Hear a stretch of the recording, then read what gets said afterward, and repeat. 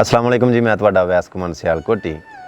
गल करन तो पहला मैं अपने कैमरामैन नूं आना कि एक छोटा जिहा मंजर इस आलने दा वहाव, शेड दे उत्ते जिहड़ा आलना बनिया ना, इहदा नज़ारा ज़रा वहाव, ज़रा तवज्जो करो। ये ना चिड़ियां दा घर है जिन्हों पंजाबी दे विच असीं आलना आने।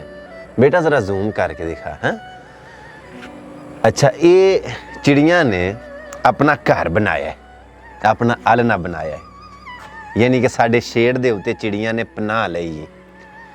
साडा हक बनता है, यह वहाण दा वाला की मकसद है? एक लैसन देना चाहना, एक सबक देना चाहना, एक पैगाम देना चाहना। मेरे हत्थ दे विच चावल वेख रहे हो, रोटी दे भोरे होण या चावल होण, कनक होवे, बाजरा होवे, कोई भी चीज़, मेरा हक बनता है कि जिन्हां ने साडे कोल पनाह लई है ना, असीं उन्हां दी सेवा करिए, उन्हां दी खिदमत करिए, ना कि असीं उन्हां नूं तंग करके इत्थों नसा छड़ीए। परदेश च रहने वालों वास्ते भी एक बहुत बड़ा पैगाम है कि अगर तुहाडे कोल किसी ने पनाह लई है, तुहाडे कोल किसी ने आसरा लिया है, स्टे किया है, तो उहदे ते सान ना चाढ़िया करो, रब दा शुक्र अदा करिया करो कि साडे कोल किसी ने पनाह लई है। वो शजर जिन पर परिंदों के घर नहीं होते, दराज जितने भी हों वो मुतबिर नहीं होते।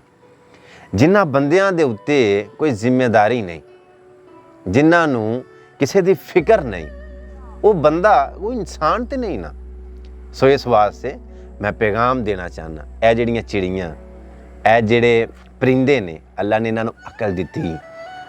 इन्होंने किसी दरख्त उत्ते आलना बनाने की बजाय, आशियाना बनाने की बजाय, उन्हें शेड के उत्ते इस वास्ते पनाह लई, अपना आशियाना, अपना आलना इस वास्ते बनाया कि नेरी होवे, तूफान होवे, बदल होवे, मीह कनी होवे, ते असी सेफ रहीए। तो जे मैं उन्होंने नुकसान पहुँचावां, अगर मैं उन्होंने भजा छड़ा इथों, नसा छड़ा इथों, तो उन्हों का भी रब वारस है, तो मेरा ये की फायदा हो जाएगा?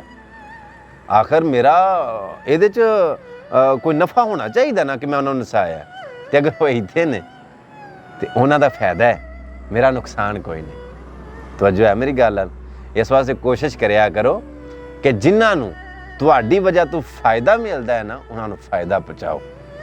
अगर तुहाडा कोई नुकसान कर भी जाता है ना, वो नुकसान कर जे, तुसी फिर भी उन्होंने फायदा पहुँचाओ।